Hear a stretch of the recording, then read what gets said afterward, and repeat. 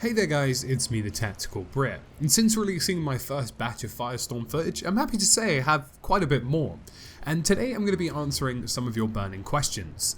Now I recently ran an AMA over on Reddit, and I'm going to leave a link in the description below to that, but effectively it gave me a good idea of what kind of questions a lot of people are having about Firestorm, and today I wanted to answer them all one by one. Now there are a lot to get through, and there's probably going to be some that I won't be able to get to, so again feel free to check out the link, but this should give you a better rundown of my opinion on certain matters as somebody who managed to play Firestorm for a good amount of time.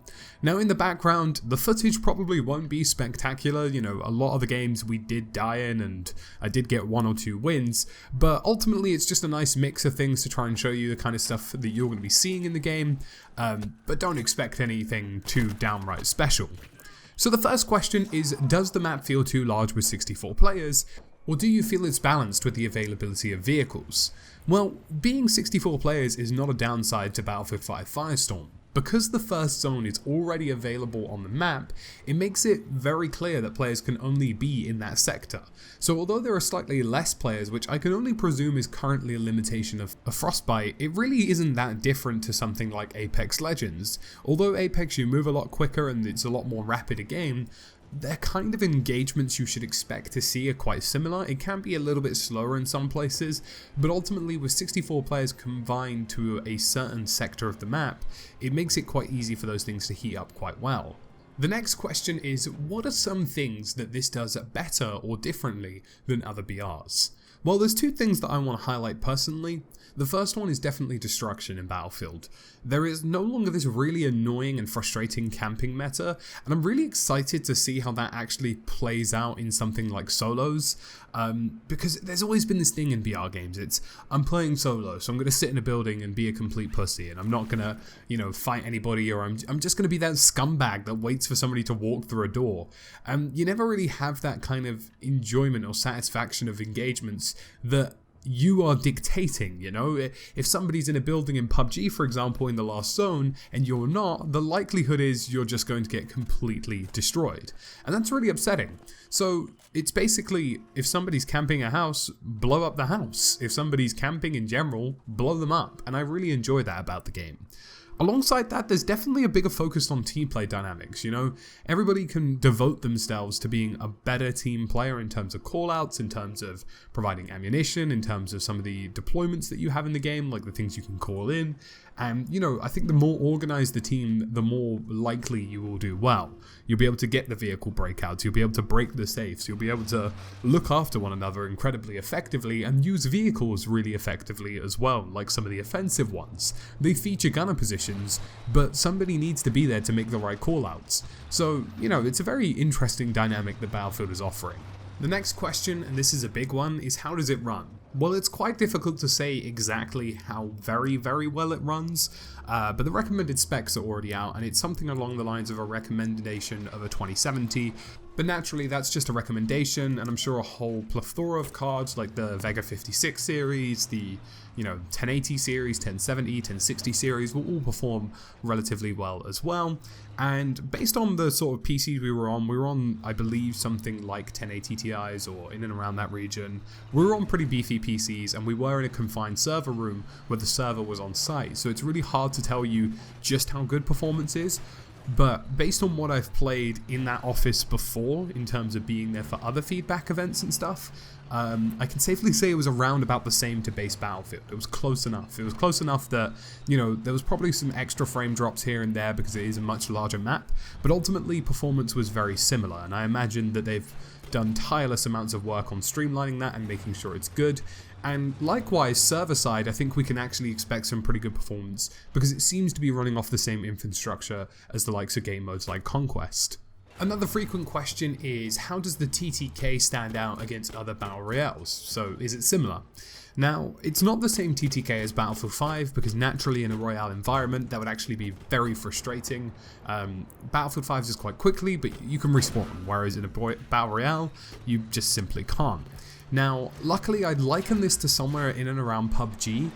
The addition of, armor and armor plates, as well as, the lack of helmets definitely finds a nice middle ground, in the sense that because there are no helmets, headshots are worth a real lot. It's very skillful in that sense, and I would liken it to in and around PUBG. Another question is vehicles, and are they easy to counter, or are they an absolute meta? Now, vehicles are actually very counterable in Battlefield 5 Firestorm. You actually have to work very cohesively as a unit to make an offensive vehicle be powerful, but even then you still have things like Panzerfaust, TNT, mines and all sorts to be very much wary of. Vehicles are by no means the be-all and end-all. Naturally, if you earn a very good offensive vehicle, it's going to help and it's going to benefit you, especially if you find the last zone being in big open spaces or big open stretches. But naturally, if you don't work cohesively as a unit, or you're coming up against intelligent opponents, they will be able to outplay you in this situation. And I don't think it's a real concern, and I don't think balancing in terms of vehicles is anything to be worried about presently. Another big question I keep getting is, was it fun? Did I enjoy my time there, and did I want to play more?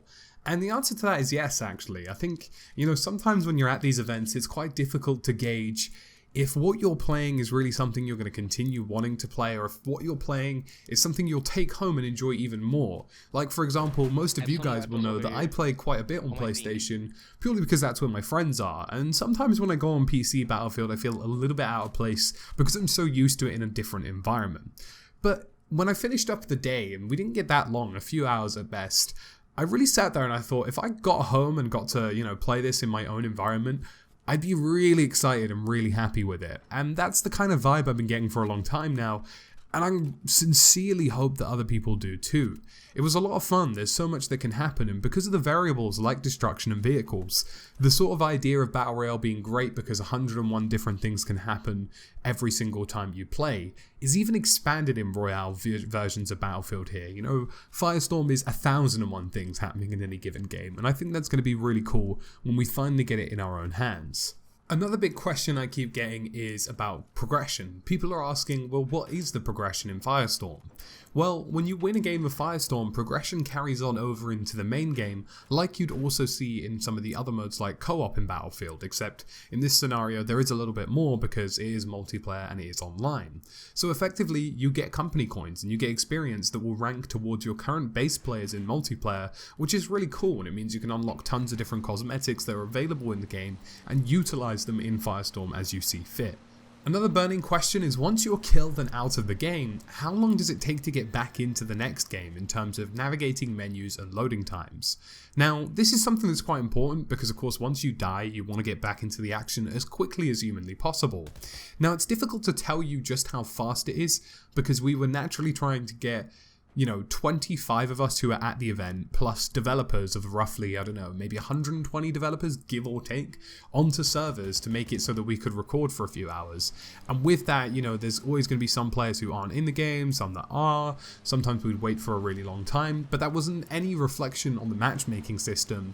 It was a reflection of the fact that this was a closed event, and we don't understand how matchmaking would work in a real life scenario. But effectively, once you die, you can literally press one button, then another button, and you can play again. And it should load, and effectively, the matchmaking times I'd probably guess are around about a minute, maybe 2 at best, to get you into a new game. And the load times are very similar to something like, PUBG or something like Conquest. You load into the game, you get put in a lobby for about 60 seconds, everybody's in, and then the game starts. The end of the lobby screen in terms of the bunker that you're in, the 60-second countdown to being in the plane is almost instantaneous. There is no wait time in between stuff like that. So it feels quite fast and quite snappy and allows you to get back into the game quite quickly. Another question is friendly fire. Presently, I don't believe that's in the game, although I can sort of think that you damage your own teammates' body armor. You can't damage their health, but I would like to see it added to the game. Another one is attachments and sights and scopes, and this isn't something that's in the game. Effectively, how it works is the higher tier weapons will have better attachments, better scopes, better extended magazines, fast magazines, stuff like that, and the lower grade weapons won't. And it's a bit of a shame. I would like to see an attachment system in the game, and hopefully it's something that comes in the future. Now, I've had a lot of questions about the actual ring itself, and one of the questions is, well, what does the ring offer to the game, and how much damage does it do, and does it destroy buildings and such like it does in the trailers? Well, the answer to that is yes, the ring does do a lot of damage. It's incrementally increasing as well, a bit like PUBG in the sense that there's different phases of the ring that get more and more damaging as the game goes on, and if you're in a building, it will collapse around you. Now, there are some structures that won't because they're like, you know, actual metal structures or something along the lines of that, but in terms of like brick buildings and huts and, you know, the kind of houses you see in the farmland, those things will come down completely and they will inflict damage on you. So the ring is actually very dangerous in that sense, and also it stops players from firing in and out of the ring because there's a big wall of smoke that prevents things like that from happening, which is a huge frustration in other battle royale games. Another question, which is a big one, is what is sound like in this? You know, sound is a very vital point of most BR games, especially in games like PUBG, where you can hear gunfire from miles away and it gives you good orientation of what's going on around you. Well, I'm happy to report that that has been reworked. It isn't just, you know, copied and pasted, and it shows because vehicles can be heard from ages away, gunshots can be very identifiable, and even things like footsteps in general, I'd say are much clearer. I know this is a big contentious point, but I actually haven't seen any problem with it in the base Battlefield game because I use a pretty good headset. But ultimately, the gun orientation in terms of hearing bullets, hearing where gunshots are from, hearing where vehicles is actually very solid. I'd liken it to the quality of PUBG. And the final question I'm going to answer is about the ping system, and a lot of people have asked, is there a ping system like Apex? Well, the answer to that is no, there is a semi-ping system.